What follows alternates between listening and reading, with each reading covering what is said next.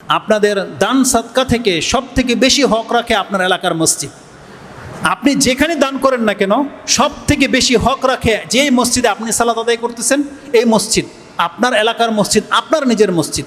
এবং যেই মসজিদে কোরআন এবং সুন্নাহ দিয়ে পরিচালিত হয়, সেই মসজিদ বেশি হক রাখে আপনার হালাল টাকা সেখানে আপনি খাটাবেন, সেখানে আপনি দিয়ে এই মসজিদকে আবাদ করবেন।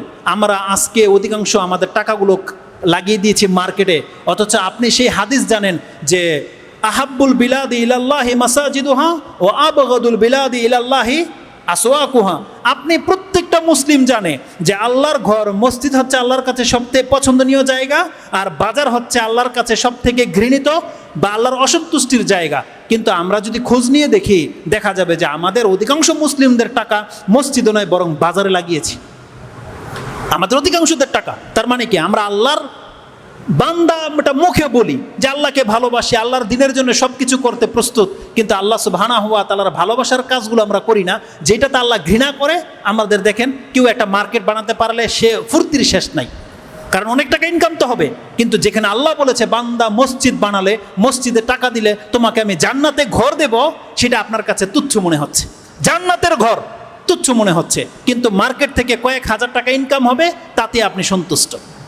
কোরআন হাদিসের আমরা বলি ঠিকই, কিন্তু আমাদের চরিত্রের সাথে এর কোনো মিল নাই। অথচ আপনার অন্তরে বসাতে হবে মেসেজগুলোকে, যেহেতু রাসূল সাল্লাল্লাহু আলাইহি ওয়াসাল্লাম বলেছে বান্দা জান্নাতে আপনাকে ঘর দেওয়া হবে, যেই জান্নাতের একটা ইটা হবে স্বর্ণের, একটা ইটা হবে রূপার। এটা আপনাকে বোঝানো যাবে না। অতএব এই মসজিদ, আপনাদের পকেটে টাকা আছে আর আপনাদের ঘরে টাইলস, আর মসজিদ আবাদ হবে না, এই সমাজের লোক আল্লাহর কাছে কোনোদিন জবাবদিহি দেয় টিকতে পারবে না।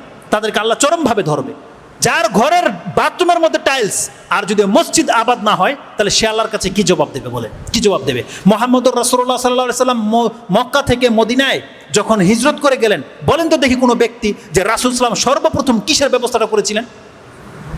যদি কারো সেন্স থেকে থাকে এই ইতিহাসের, রাসূলুল্লাহ সাল্লাল্লাহু আলাইহি ওয়াসাল্লাম মক্কা থেকে মদিনায় গিয়ে নামলেন, যেই জায়গায় উটটা বসেছিল সেটা কি ছিল?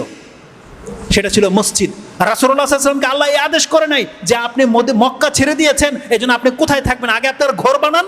না, আল্লাহ রাসূল সাল্লামকে বলছেন আপনি উটকে ছেড়ে দেন, দাউহা ফাইন্নাহা মা'মুরা, তোমরা উটকে ছেড়ে দাও। উট আদেশ প্রাপ্ত কার পক্ষ থেকে? তার রবের পক্ষ থেকে। আর উট গিয়ে যেখানে বসে গেছে, এখানে বর্তমানের মসজিদ নববী। তার মানে আল্লাহ বলছেন আপনার ঘর নয়, আপনি মসজিদ বানান। কিন্তু আজকে আমাদের অবস্থাটা কি? আমাদের মসজিদ ফাঁকা থাকে, আপনি পাঁচতলা বিল্ডিংয়ের মালিক। আমাদের প্রত্যেকের অবস্থা, সেটা আমি আমাকে বলতেছি, আমাদের প্রত্যেকের অবস্থা এটা না। এইভাবে নাজাত পাওয়া যাবে না, আর এইভাবে ইসলাম শক্তিশালী হবে না। মসজিদ আবাদ হলে, মসজিদ যদি কোরআন সুন্নাহর দিকে আপনাকে দাওয়াত দেয়, মসজিদগুলোকে যদি আপনি রক্ষণাবেক্ষণ করতে পারেন, আপনার সমাজের যুবকরা সুন্দর হবে। শুধু খুতবা নয়, আপনার মসজিদ ভিত্তিক কার্যক্রম চালাতে হবে। মসজিদে দার্সের ব্যবস্থা করেন, মসজিদে যুবকরা এসে শান্তি পায়, এই ধরনের ব্যবস্থাগুলো করেন, তাইলে আপনার সন্তানকে আপনি ভালো করতে পারবেন। নয়তো নয়। আজকে সারাদিন থাকে হাতের মধ্যে ইন্টারনেট, আর আপনি ভাববেন যে 1 ঘন্টার বক্তব্যে সব ফেরেশতা হয়ে যাবে। হয়ে যাবে না। 10 ঘন্টার ল্যাংটা দেখা আর 1 ঘন্টার বক্তব্য শোনা, আপনার অন্তর কোনোদিন চেঞ্জ হবে না। এখান থেকে গেলেই আবার নেট, আবার ধ্বংস হয়ে যাবে জাতি। এই জন্য তাদেরকে যত সম্ভব কোরআন হাদিসের দিকে নিয়ে আসেন। আল্লাহ সুবহানাহু ওয়া তাআলা আমাদেরকে কথাগুলো বোঝার, আমল করার এবং সেই অনুযায়ী চলার তৌফিক দান করুন। আমিন ইয়া রাব্বাল আলামিন।